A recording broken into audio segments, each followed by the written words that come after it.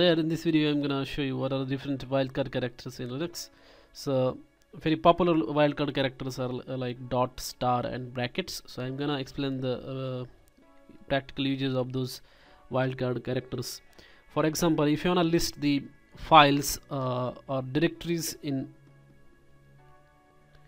like if you want to find all the files or directories that start with say letter A, then you have to put this command or simply A star. It means that display everything that starts with A. So that's how it is showing ABC1 on Android SDK Linux.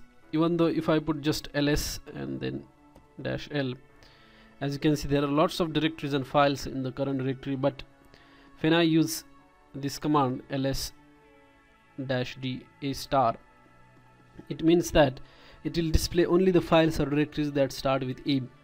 And if you omit this -d, it also displays the files and directories inside the present directory. For example, it is showing ABC1 and Android SDK Linux, but it is also showing the directories inside that Android directory.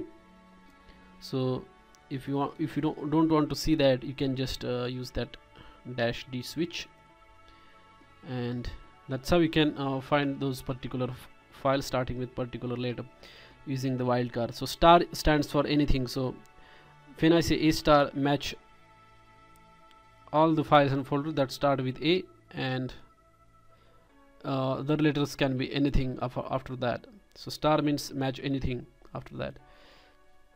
So if you want to say find all the files and directories which start with the D followed by any character, then you can use this command, and if you hit enter, it is showing D1 because this is the file that matches that particular syntax. Or if you want to, so the question mark, this symbol is actually stands for one character, so it will match only one character. So if the file exists, if there was a file say dxyz, then that file wouldn't have appeared over here because question mark will only match single character. So if there was d1, d2, d3, d4, those files or directories would have matched. And the next thing is that brackets, the wildcard character.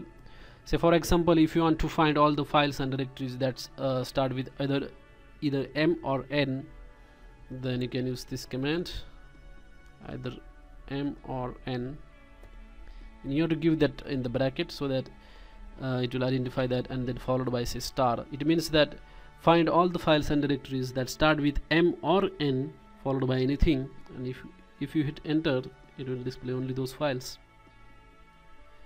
So as you can see, there is only one file that starts with N, and there is a file with starting with M, but that is capital M, and since Linux is case sensitive, it is not picked up that. So if you just switch it to the capital M and then you hit enter, then it has picked it up. Like say it has picked two files, one starting with capital M and another starting with small n. So that's how you can use the wildcard characters in Linux to list the files and directories. Or you can also use this wildcard characters in various other commands like copy, move, remove. All these commands, they can be used. So it's really important concept in Linux that you should learn. Thanks for watching.